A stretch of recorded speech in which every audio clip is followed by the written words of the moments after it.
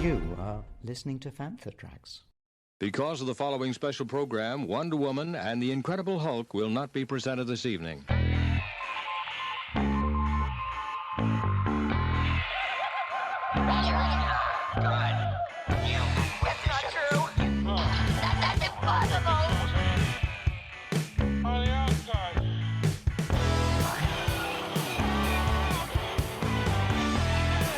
It's time to get all your Star Wars news in a single file.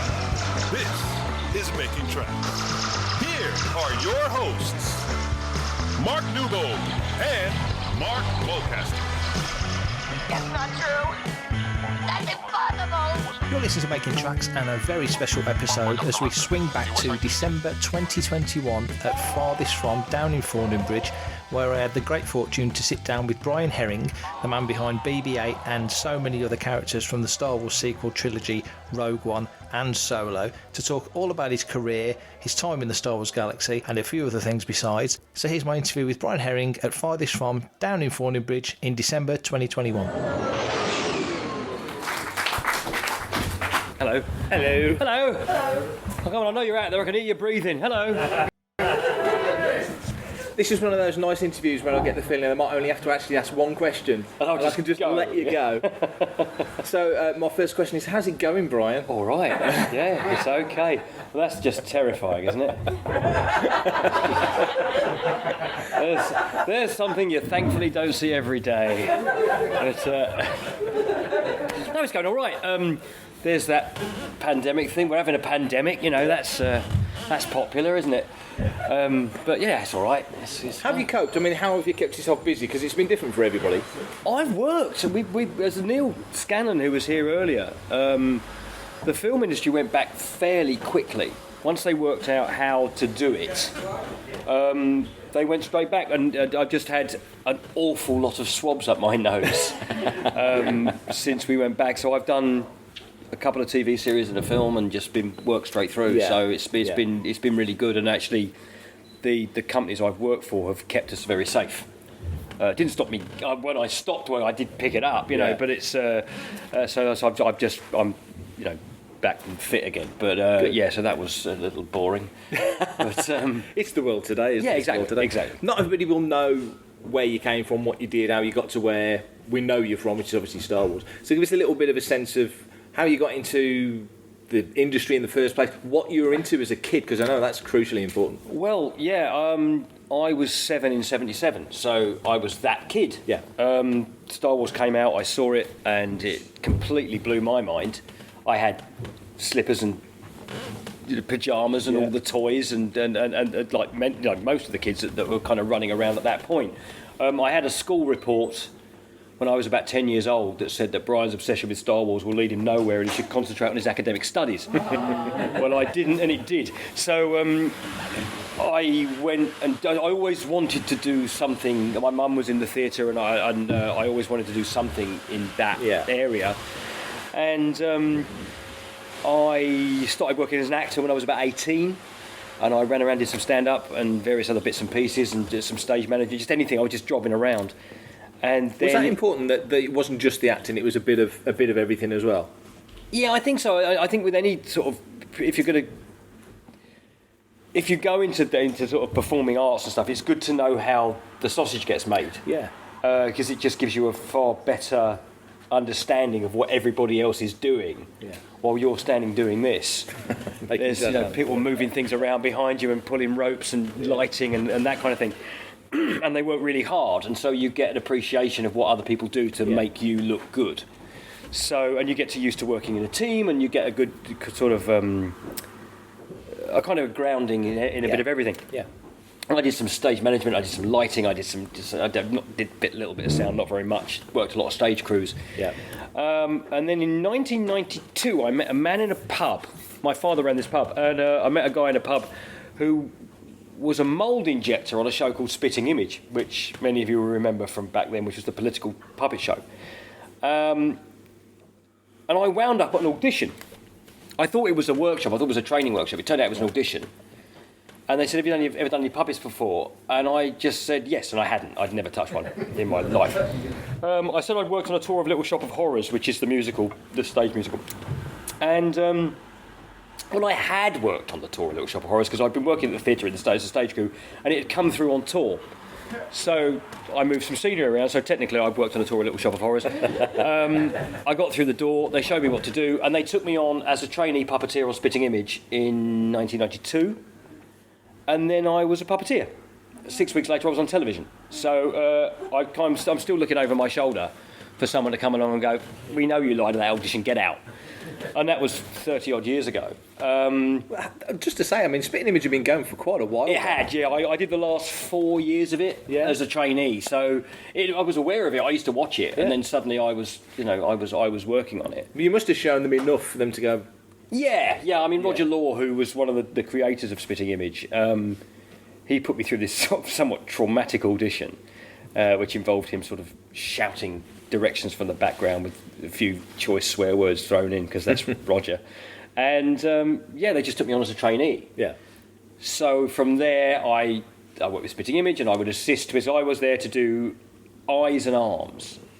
Because with Spitting Image puppets, they're the size of you and I, because they've got real hands. So there's these monster giant puppets.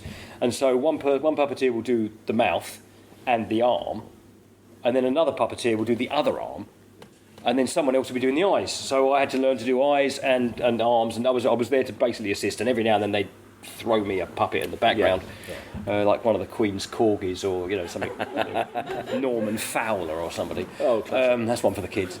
And so that kind of carried on, and then I started getting work. I was assisting these people, so they would go off and do other jobs, and they would say, "Oh, do you want to come and be my assistant on this job?" Yeah. And so I would get more work, and then I started getting voice work with as character stuff. I did a few things for the BBC, and then I went to work for the Jim Henson Company for about 10 years on and off. I did everything they did in the UK for 10 years or so, and then that kind of led into films. I think the first film I did was Hitchhiker's Guide. No, first one was Muppets Treasure Island. Right, yeah. And then I did Hitchhiker's Guide to the Galaxy and a few other bits and pieces, and then that eventually I wound up working for Neil Scanlon on a job, on a TV job. Yeah. And then I did a film with him, and we got on, and then the Star Wars thing came along. Was and it Prometheus? I did Prometheus with him. I did a little film in Ireland called Shine of Rainbows, which we did a little animatronic seal. We took that out and just had a nice time. Did it sing Kiss from a Rose?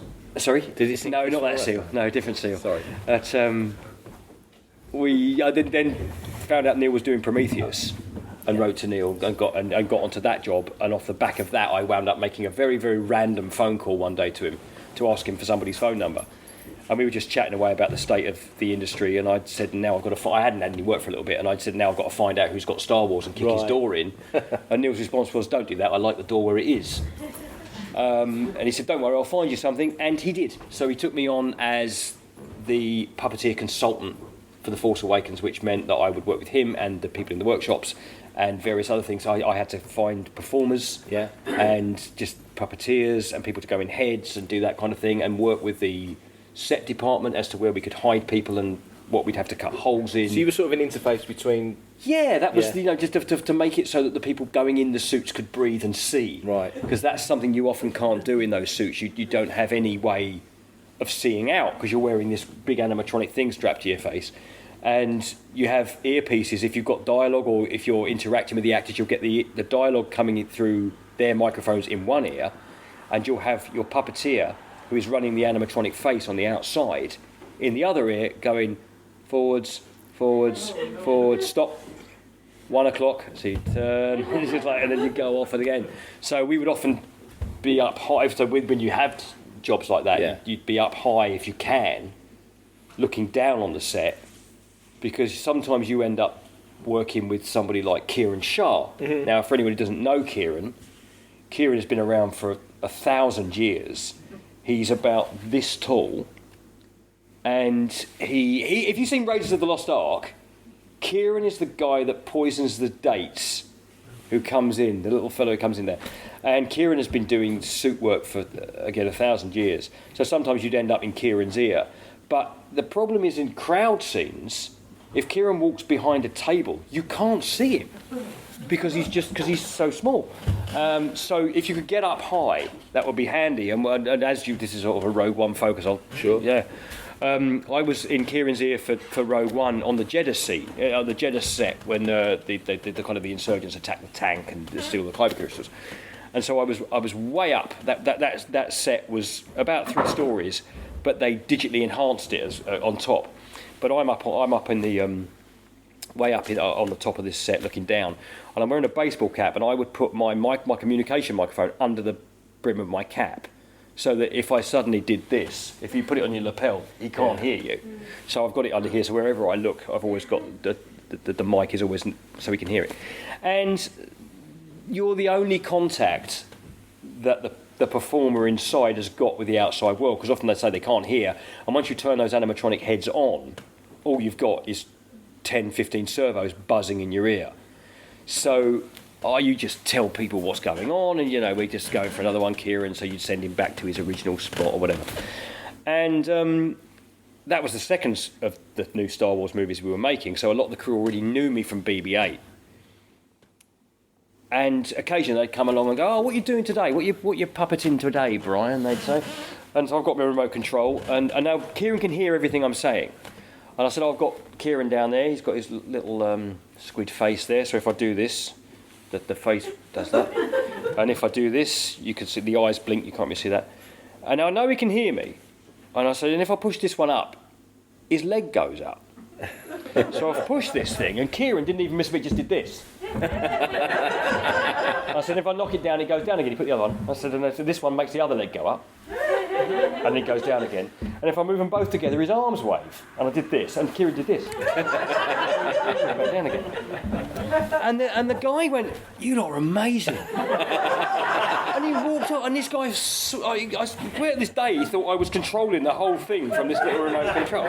So my gig on The Force Awakens was to kind of help people, to pair people up and just make sure there was some kind of vision. If there wasn't, we put sort of protocols in place for people to work that sort of stuff. Yeah. So I was working on that all the way through, and then designs for this little round robot started coming in, and Neil had me just do some little character tests with a little polystyrene version that I think Josh Lee has still got somewhere. Right. I had the whole thing, little head, just to see if you could make half a ball on a ball act, what you could do with that. So I did a little character study for JJ, and he went, "Yeah, that works, go away and make those." And then very, very clever people like who Neil mentioned earlier, like Matt Denton and Josh Lee, Giles Hannigan, they came in and they started building that, and from there 7 different versions of BB-8. Hi, this is Dave Chapman, and you're listening to Fantha Tracks. And how soon did you realise these 2 balls essentially could convey emotion, could be a character? Well, pretty quick, because we work... we'll put a camera on anything we do. So I did it on basically a tabletop about this big with some black velvet on it. I was wearing black, and I just put some stuff under it just to make a little bit of landscape. Yeah. And we put a camera on it, and I always put a monitor on so you can see exactly what you're going to see at home, which is how we work generally. So I whiz this thing in and just push the head forward, and immediately you can make it. Yeah. You can put like human qualities into it. The fundamental difference between BB-8 and R2-D2 is that R2 does a lot of his acting in the sound edit. Yes. So you can have Kenny in there walking him around and moving the head, and if you put happy noises on it, it's a happy droid. If you take those noises off, you keep the same physical performance and you put angry noises in it, he's an angry droid. And you've changed nothing about the physical thing. With BB-8, you can put his head down so he can be sad, you can flick it up so he can be shocked, he can be startled looking around, he can be quizzical, and you can do all of that just by moving this head around. Yeah. And once you put an eye on that, you then have as a person, you have a focal point. You go, okay, that's where it's seeing, so that bit would probably be his mouth. Yeah. And so your brain puts those pieces together. Yeah. And so it was fairly. I found a character out of it fairly quickly. And then, of course, it extrapolated out, and we realised we'd have to have 2 people performing this thing because there was too much to do when it was bigger. So Dave Chapman came on board with us then, and we started working from there. Yeah. I mean, building the thing, we've spoke before, but I mean, building the thing, the skin of it, the design of it, the durability, because you can't just use it for one take and reskin it. That was a massive process. That was people like Kenny Wilson and Neil and Josh Lee. They found this new type of vinyl that hadn't been used before. It was some kind of new flooring that someone had developed. And actually, when they started building BB-8, there were only sample kits in the country. It wasn't available. So they were going around suppliers, basically getting all the samples to build this robot for Star Wars. Like kit bashing sort of thing. They just get enough of it to cover it. And so it went through that big design phase with, it started off with Christian Altman over in the US, and then it came over to us, and Jake Ludd-Davis really kind of got stuck into it, and him and Martin Rizard kind of cracked the configuration of the panels and what they all look like. But Jake really kind of took that home. And JJ, of course, because, don't underestimate JJ's input into this, because every now and then we'd have days where JJ would just come in and there'd be kits, and he would just put the eye on there, and they put a piece of yellow or orange kind of foam around it, and they'd go, well, I like that there, but what if it was there, and what if it was there? And so the face changed several times before they actually finished it and decided what to actually build. And with the vinyl, at one point I was given a mock-up of it, and it was just a ball on the handles, and Josh said, run that around the back lot and see if you can dent it. So I was running it around Pinewood, just smashing it into things, and it was pretty good stuff, but it did suddenly make me realise that I was a man of a certain age that had never seen the inside of a gymnasium. And if I wanted to get through the I don't know, 4 or 5 months of filming this thing, I was going to have to start working out, because I didn't want there to be a young puppeteer on the making of, saying, "Oh, he was an older guy, but he died in the desert." So I hit the gym and did a load of cardio and stuff like that, which I'm very glad I did, because then we took the thing out to Abu Dhabi, and I'd never been that hot in my entire life. It was just horrific, and I'm wearing green nylon. Exactly. I mean, you've said it before. You're probably, if you weren't in green nylon, if you were a guy on screen, you'd probably be in that film more than anybody else. Yeah. But you're not, because he's in it right the way through. Exactly. But to be in the desert in that green lycra, it's not forgiving in terms of the heat coming in and everything else. No, it wasn't. If it was lycra, it would have been fine. Yeah. This was nylon. It was this horrible. It didn't breathe. They put me in. They gave me one of those cool vests. So I had these ice packs, which are fantastic, and then they would melt, and then you couldn't get offset to get new ones. So you were fundamentally, after a few hours, just walking around with a couple of pounds worth of water you could make tea with, because it all heated up. But it was quite crazy. But when you say you work with the puppeteer, so there's obviously line of sight for as much as you could do, a bit of air coming in. You've got to prepare a landscape. I mean, that's in the desert. So were you involved in? I mean, I'm assuming there's runways you would run down that we couldn't see, just so you could move the thing around, or was it just running on sand? You were literally just get out there and get up that sand dune. Boom, up you go. So I mean, occasionally they would put mats down. If we ever had to bring, there are 7 different versions of BB-8, and they were made by Matt and Josh and Giles, who are just immensely big-brained people. So we had the version with the rods, which if you've seen any of the making of stuff, you just see me hammering up and down places with pushing this thing along like a wheelbarrow. So there's that version, and that's myself and Dave. And then there were these ones with the wheels on the back, which had this amazing drive system that I just couldn't get my head around. And Matt Denton, who was the animatronics programmer that Neil mentioned earlier, he was good at driving that, so he drives those. So if we ever got those out into the desert, they would have to lay mats down, because that just couldn't handle the wheels would just spin on it. Yeah. But if they wanted it to just book up a sand dune, it was just push it up the sand dune. There's a shot in it where BB-8 crests a sand dune at night, and the opposed X-wing explodes, and you just see him come over the top of the thing. Well, I'm kind of not on my knees, but I'm almost face down in the sand, holding this thing over the top of this dune. And I think it was Neil's got my ankles, just stopping both of us and the droid sliding down the thing. And then he kind of gave me a little push off, and so I came over the top of it, and then just you go along the top of the ridge and go away, and then they cut before then.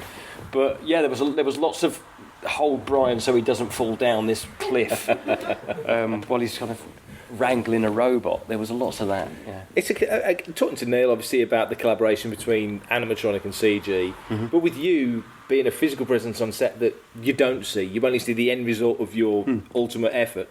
How did that impress you a lot when they've cropped you out, thinking, how are they going to crop me out of this? How are they going to make me disappear? Well, I mean, you're dealing with industrial light and magic. I mean, they'll just do anything they want. They're also, that's the fun part of it for me, is just to look at certain scenes and just go, I'm just there. Yeah. You know, you don't know I'm there, but there I am. Yeah. You know, that's quite the fun bit. The fun bit of it. I mean, it's weird. I have seen footage of me still in it. All right. So you know, where they've started to edit the stuff, Yeah. and you still see this idiot in green pushing this robot about. But there's a couple of shots in it that I thought I'd done practically that were digital. Right. And that really blew me away because you thought, well, that's the real thing, and then it wasn't. Yeah. So that was quite fun. Yeah. You did tell me a story one time about working in Maz's Castle when JJ changed the requirement of doing a scene down steps. Yes, Dave and I, when we first got the job, we had 2 weeks in a soundstage, and we had all the puppets to play with, and we basically had to find BB-8's personality. We had to you get when you get given a job like this, you go away and you look at what it does well, what it doesn't do, and you try and play to its strengths and work out which version of BB-8 you'd use for which shots. So once you get familiar with everything, you then go, oh, well, we'll use that for when it's got to go along the flat, or, you know, we'll drive it backwards so you can't see the wheels, or whatever. And we tried him on stairs, because Dave and I, being massive, lifelong Star Wars fans, went, right, what's it for? What's it do? You know, how is it going to work? And if it was real in the real world, what would it do? And so we tried it on stairs, normal human stairs, and his body's too big, so it doesn't actually stop on the stair, it will just go straight down. And so we said, yeah, we can't do stairs. It doesn't do stairs. And they went, all right, doesn't do stairs, fine. JJ was fine with that, doesn't do stairs. And we get to the Maz's Castle scene where the lightsaber calls to Rey, and she goes underneath. And we go and we did the set recce on the Monday, and Joey Coughlin, who was the second assistant, said, this is where we're going to be. And we said, Joey, no stairs, right? And he went, no stairs, fine. Went, great, fine. Went off on the Tuesday, did something, came back on the Wednesday, and we were unpacking, and Joey said, oh yeah, the governor wants you to come down a couple of the stairs. But you told us he wasn't going to have to come downstairs. Oh, it's only going to be a couple. So Dave and I had to come up with a way of him coming downstairs very quickly, but luckily it was a big spiral staircase, and so it was quite, the stairs were quite wide at the far edge. So we decided very quickly that BB-8 doesn't like stairs. As a thing, he doesn't like going downstairs. And if he has to go downstairs, he does it like a toddler. He does it on his bum.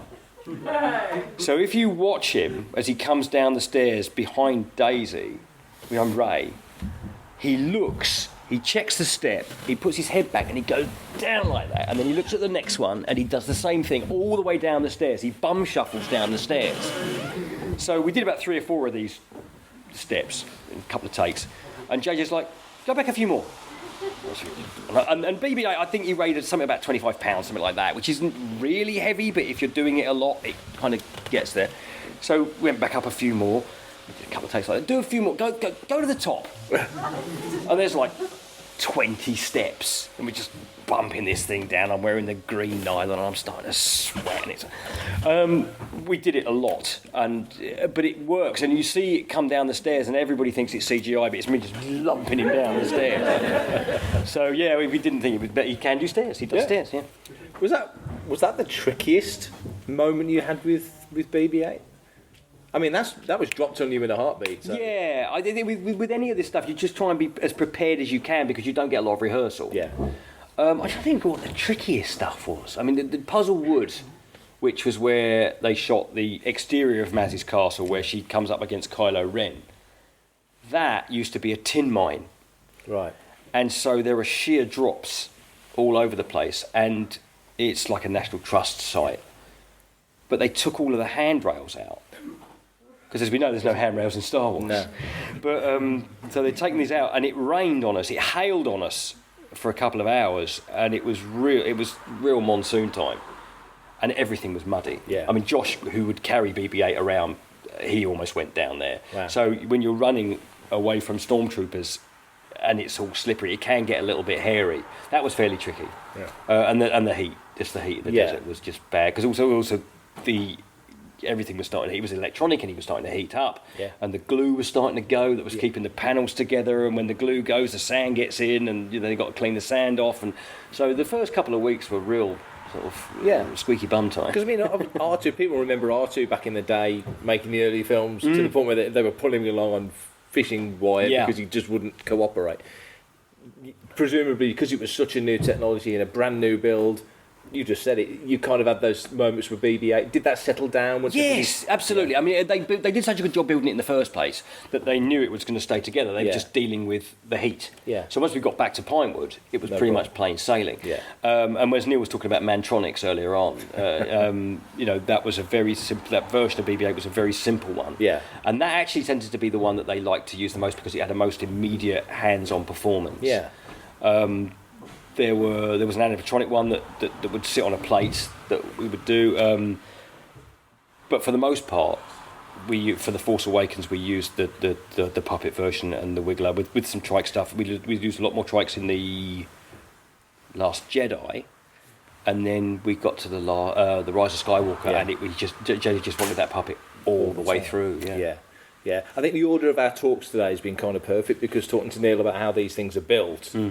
He does all the work and craft with all the people he works with in collaboration with guys like yourself. Yeah. But then he does get handed over to a performer who's got to put that life into the puppet, the droid, whatever it is. Performer or performers. Yeah. Because Dave and I work very closely with that. And they say we have Matt with our team on it for that as well. But then you get something like Babu Frick.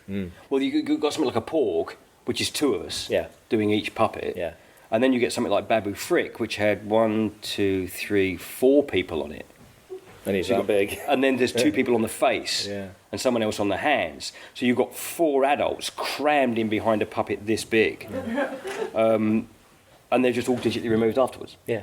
And they could have done that with CGI. I mean, at one point we were discussing on whether or not we could do it with Warwick Davis in the head and build a great big C-3PO head and shoot the whole thing like Darby O'Gill and the Little People. And cut between that and the puppet. But they went totally, tiny puppet with it, and Gustav, who Neil mentioned earlier, who's a mechanical genius, just absolutely crammed so much stuff into that head that you got a really nice expressions from it. Yeah. And I did a lot of rehearsals for that, and then BB-8 was going to be in the scene, so I had to hand it off. Yeah. And they did such a beautiful job with it. Yeah. So you get, it's a real collaborative team effort. Yeah.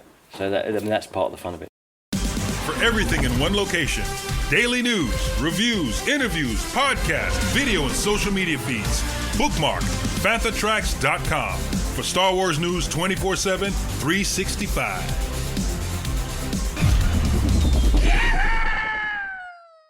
You're always crunched for time, but was there an element of we've got half an hour to nail this sucker, we've got to make this work, because like you say, there's a hell of a lot of moving pieces. You've got Shirley Henderson in there as well. Exactly, yeah. I mean, with Babu Frick, I think we did a couple of weeks rehearsal. I mean, it may have been a week all told. Yeah. Because you get a couple of days and then you find out what doesn't work. Right. And then someone takes notes and they go, come back next Wednesday. Yeah. And then you come back next Wednesday and they've fixed all the things, and then there's a whole new set of problems because what they've done with there is had a knock-on effect on the rods or whatever. Yeah. So, again, you try and get to set knowing how it works.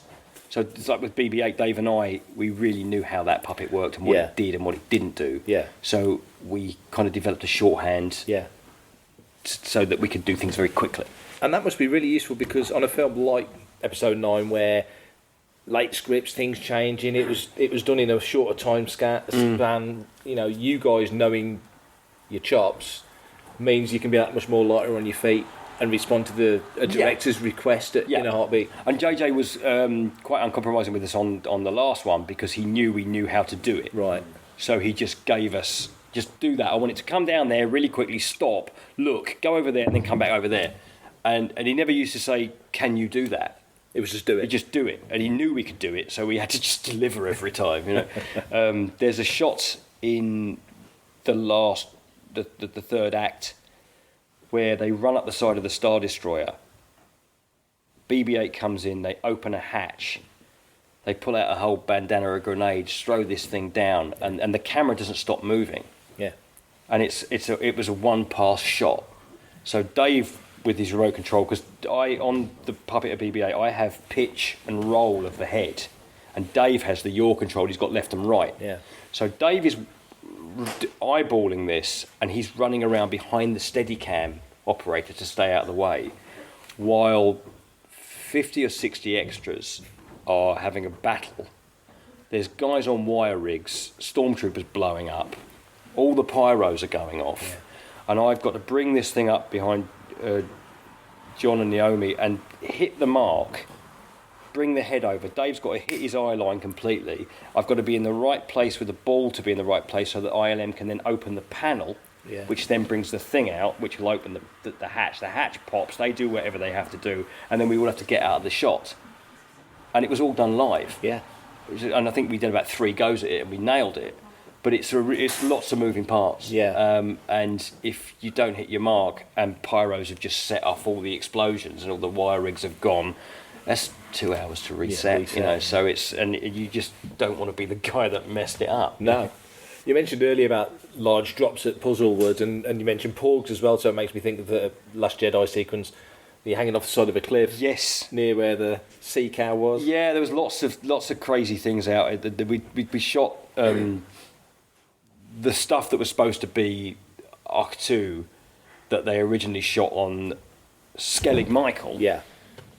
They don't like film crews to go to Skellig Michael for long periods of time, so we shot it. You could see Skellig Michael from where we shot it on the Dingle Peninsula. So they built the caretaker village where Luke was living, and it was counter-levered out over the sea. You could only have 40 members of crew and equipment on it at any one time in case it fell into the water. So it was never good. I mean, you could probably get 80 people on it, but it was safe. The safety sake, they said right 40.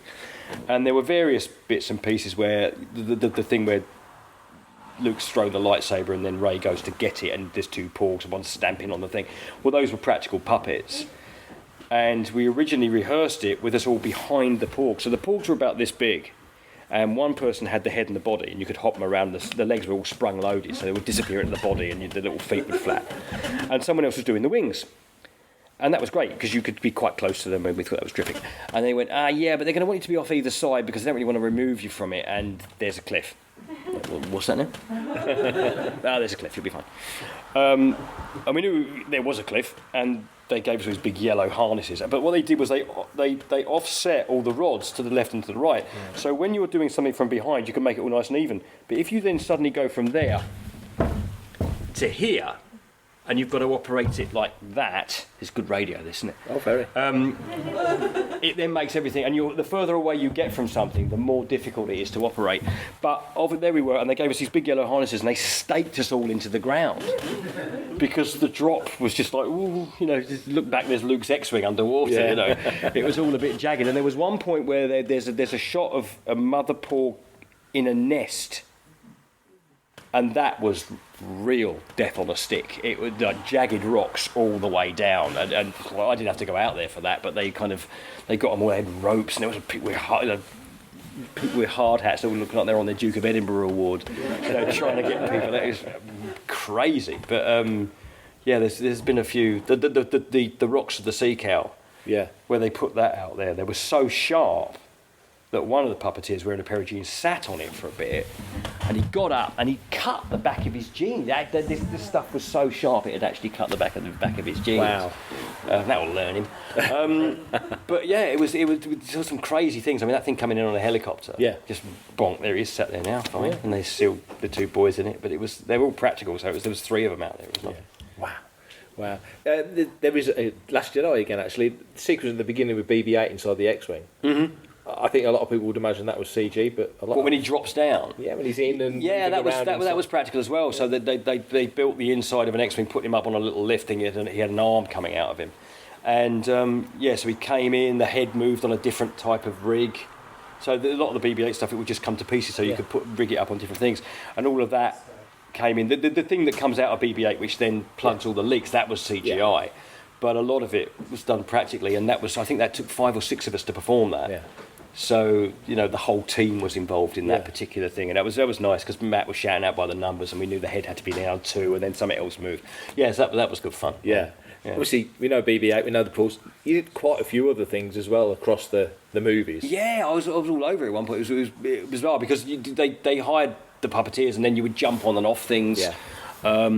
What else did I do? Force Awakens, Dave and I were the little steel-pecking bird that appears at the beginning when Rey's on her speeder, and that was a lovely shot, because we suddenly found ourselves in a desert with a practical puppet Yeah. in a piece of practical metal. Dave and I in a metal tube all day in the hot sun.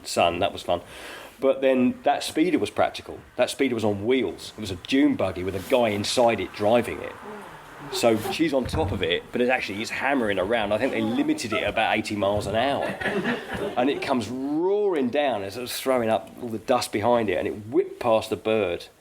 And then you just see it going off towards a practical set with all these practical evaporators. You're like, ooh, Star Wars, look. It was just great. It was great to sort of be involved in that. So we did that, and we did a bunch of stuff in Maz's castle. Yeah.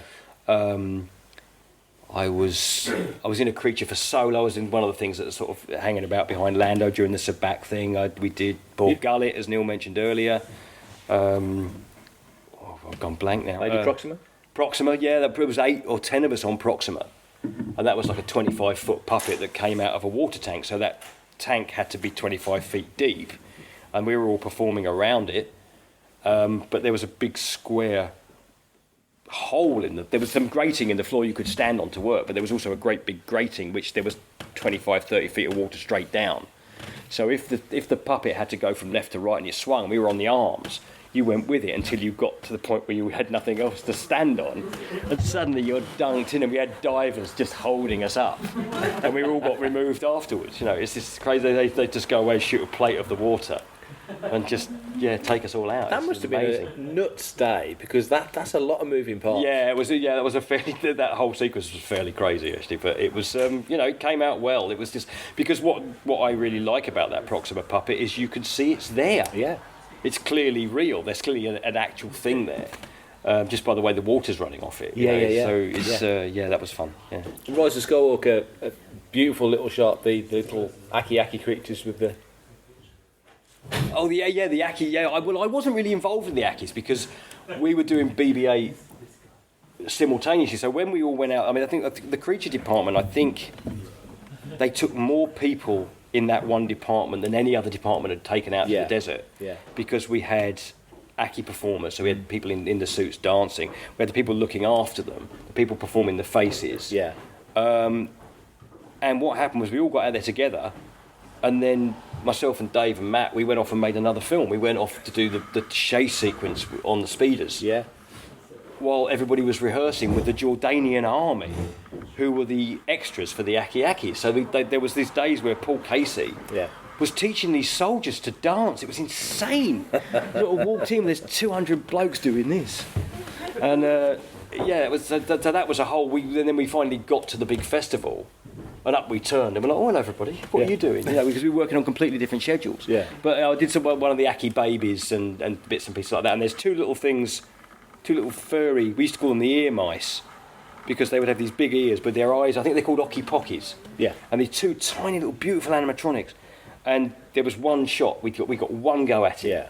And they see the ship come in, and they look, and that was me and Dave up there with a couple of remote controls for that day. But we were all over the place, and Mon Calamari faces or whatever. Or someone needs to go and do that droid today, so we just jump out and do stuff. But we were all over. With all this technology, does it still just come down to the performance? I mean, it's all a tool to make the performance as believable as possible, but are you as happy with the hand puppet as you are with an animatronic? Well, yeah, you find out what anything you get given, you find out what it does well, and then you show that. You look at something like the animatronic version of Maz, which is just an amazing piece of kit. Yeah.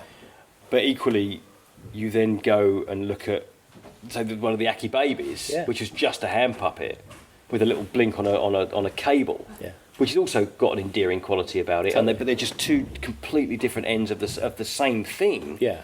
So you just look at something, you go, what can I get out of this? What will make this endearing, and how can it live? As Neil said, how can it live on screen? Yeah. So you find that, and we're very lucky. It's very rare, especially from that Star Wars creature shop, that anybody ever hands you something that doesn't work. Yeah. It just put a camera on it. Just put a camera on it, and it'll look great usually. Yeah. And if not, throw some dirt on it, and then it looks like it's dirty Star Wars world. Yeah. I'm Anthony Daniels, and you are listening to Fantha Tracks. Well done. One of my favourite things that was ever built for Star Wars, they would kit bash droids. So one of my favourites is made out of I think it's either a B&Q or home base compost bin. And so the guys would just have to make these things, and they put a couple of bits of webbing strop in it so you could wear it over your shoulders. Yeah. And some bits of your conduit that your man's got there, and the feet are made out of that shelving you keep screws in. And so you put those on your feet, and I wore this thing for one of the scenes. And you get in it, and it was just this big brown bin that they'd sprayed up, and you had a little bit of wood you could move the head around, and they put a grate in it so you could see out. And they'd made a control panel out of a box of Jaffa Cake bars. You know, the tray they come in. Yeah. And they cut a hole in it, stuffed that through the hole, sprayed it brown, and just thrown some dirt at it. And it's just this thing, you see it all over the place. It's just wandering about in the background. That was a great one. But Steve Wright, who was one of the great tentpoles of the Creature Department, who sadly passed away, he made this thing. We got a set of tank tracks and a wet and dry vacuum cleaner. And he put this thing, and there's a dome on it, and he put some kind of solenoid inside it, and it would drive along, stop, and he'd push a button, and it would just blow compressed air, which would shoot dust into the bowl. Yeah. And it would just sort of spew dust and then go somewhere else. And you didn't know what it was doing, but it was doing something. And that, to me, is the essence of what Star Wars is. It's just what a lot of the stuff we do, as Neil said, a lot of our best work you don't see it for very long. Yeah. But it was just, it's moving wallpaper. Yeah. So that was just, for me, you do see it once. I don't think you see it actually working, but it just made me laugh every time I saw it. And it was cheap as chips, this thing. Yeah. And it was just a wet and dry vacuum cleaner body with some with a tank track kit he bought in a model shop, and a dome on it. Yeah. Just half a goldfish bowl. Yeah. But yeah, that's the fun of it for me. Were there any innovations that made your life easier from the start of the first film to the end of the last film on a daily basis? A cotton green suit. I got them to make me some green flight suits with vented armpits and a pocket, which sounds like the silliest thing ever, but actually having somewhere to put your script and somewhere to put your microphone, with where the cables weren't hanging out, was I like to think I look like a young Tom Cruise, but I probably look like Tinky Winky. But yeah, seriously, a green cotton suit was the thing that made my life so much easier. You were a Star Wars fan before you came into the world of Star Wars. In that sense, as you said, you've done both sides of the table. How do you reconcile the two things, to go from being a fan to being so integral to making these films, but still being a fan? I think the trick is not to lose your perspective on it, even because filming schedules are horrific. Just the hours are hell. Yeah. I mean, don't weep for me. I've got the best job in the world, but it's tough time. You know, you end up standing with Rogue One. We wound up in Iceland, just sitting in the rain, and that rain wasn't a special effect. When Krennic lands that ship and he's walking across, you know, when he lands it half a mile from where he's going for some reason, I can never quite work out why. Here we come, everybody!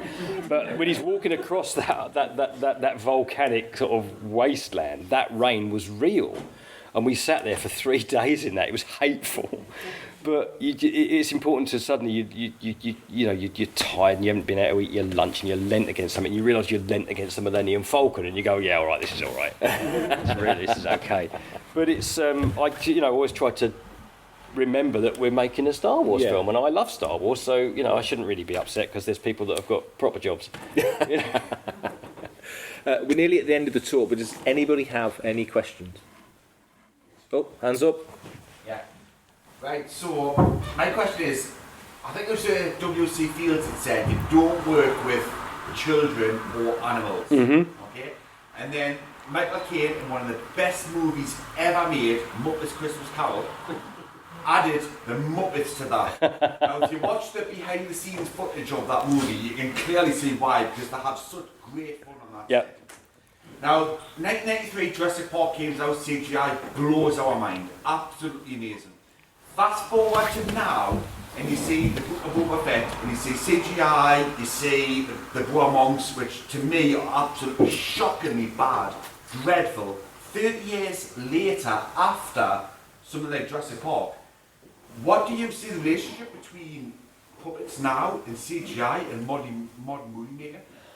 There's more puppets and practical effects being used in movies right now than there were 10, 15 years ago. there's been a real pushback, even when those puppets aren't necessarily appearing on screen. So if you take something like Fantastic Beasts and those newer Wizarding World movies, there's a team of puppeteers that work on those films, and they will be giving a performance opposite the actors. And this goes back to something that Neil said earlier, that even when some of that stuff is replaced digitally, what you've actually left behind is not necessarily your performance, but the performance of the person that was standing opposite whatever it was you had. And it really, when we did Hitchhiker's Guide to the Galaxy for Henson's, there were some creatures, the Vogons in that.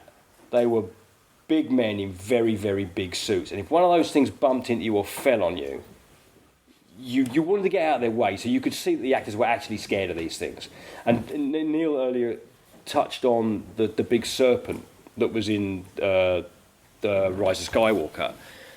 That thing had presence, as he said. It had heft. Yeah. But what he didn't mention is it had speed. Yeah. Because it was all counterbalanced. And you could, I mean, Liam Cook was operating it, but because it was balanced, you could really whip it around. So when it would come from high to low, really close to Daisy, if she was in the wrong place, that was going to get her. So she would always back off for it. And we did a scene with, I also performed another one I remember I just did with the Fathiers in the Last Jedi. Yeah. And we had a full-size one. And we always used to keep Kelly Marie Tran slightly off balance with it, because she loved this thing. And then she would go to stroke it, and I would always flick the head. So she never quite knew what, she was always a little bit nervous about it. So she never quite knew, like as if you're going to go and touch an animal that you don't quite know how it's going to react. So she would always be quite cautious. And so you end up getting a great performance out of the actor as well, if you kind of keep them off balance.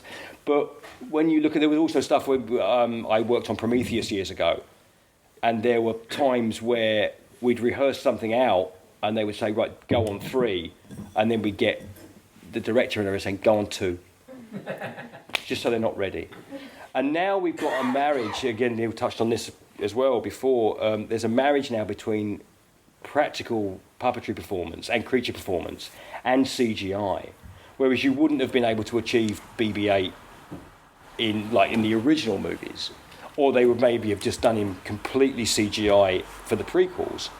But now JJ wanted to make a sequel to Return of the Jedi like it was 1986, but you wouldn't have been able to do it in 86. So you've got a practical puppet, and they've digitally removed me and the 5 guys behind, or the 4 guys behind Babu Frick. So what you've got now is a mixture of CG working hand in hand with practical puppetry, which really, really helps. So I think audiences also can tell now, and although I utterly didn't spot the volume screen that they're using for The Mandalorian until I knew it was there. Yeah. And then when you start looking for the joins, you can see the joins, but I totally bought into that. But yeah, I think now there's more marriage of CG, and there's been more practical dinosaurs in the last 2 Jurassic Park movies. In fact, I think the last one that came out, there were more dinosaurs in that, the practical puppets in that one, the one that Neil did, than there were in the previous 3 combined.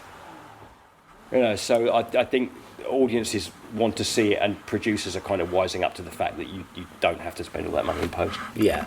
We've got time for one more very quick question, because we've got Gus to speak next. So anyone got one more quick question? Hello. Have you ever taken a droid that you finished using, and you cut bits off of it and put it onto a droid that you're sort of thinking about using later? That things do get repurposed. I've never done that because I don't really build these, but you do see things get reused and show up. Off the top of my head, I cannot think of one. The one that kept getting reused, they rebuilt 21B, the medical droid, for Rogue One, and we had it ready to go. We rehearsed it, never shot it. He never made it in. So we get along to The Last Jedi. Up he comes again. He's on the spaceship. Never gets used again. Then we get into Solo. He then gets sprayed black. and becomes an Imperial medical droid. And myself and Colin Purvis, we were dressed as Imperial medics, and we are in camera operating this thing. I've got the head here, and we were operating on a guy. And so he's moving around, and we've got one of the hands clamped to his leg. So when he moves his leg, the arm moves, and it looks like the droid's doing this, but actually it's the guy moving his leg which is operating the droid. Didn't use it again. Got cut again. And I'm not sure if it ever showed up for The Last Jedi, but that poor thing got reused and never. It was in Rogue One as well. It was in Rogue One because it was painted yellow. Oh, wow. And it started off as the rebel one that we knew, and then they painted it yellow and they put it into Saw Gerrera's compound, and it's in the visual dictionary. And we did a whole bunch of stuff with it. Never saw the light of day. So that one kept getting reused. But every now and then they take bits, or they've got moulds, and they'll repurpose stuff. And of course, a lot of the stuff that we built at Pinewood has now shown up in The Mandalorian and probably the Book of Boba Fett. So they just repaint the aliens, and away they go. Wow, brilliant. Well, we're done for tonight. Thank you so much for coming. Thank you very much for having me. Very glad to have you. Thanks for dinner. Brian Herring.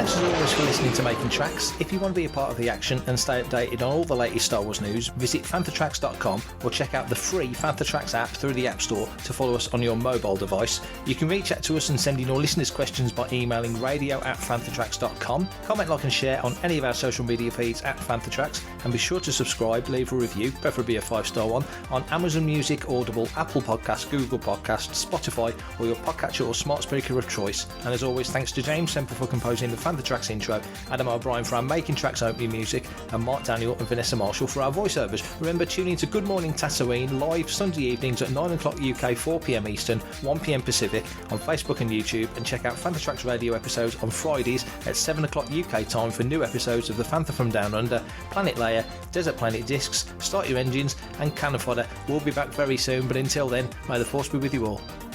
Coming up next on Fantha Tracks Radio, it's Desert Planet Discs.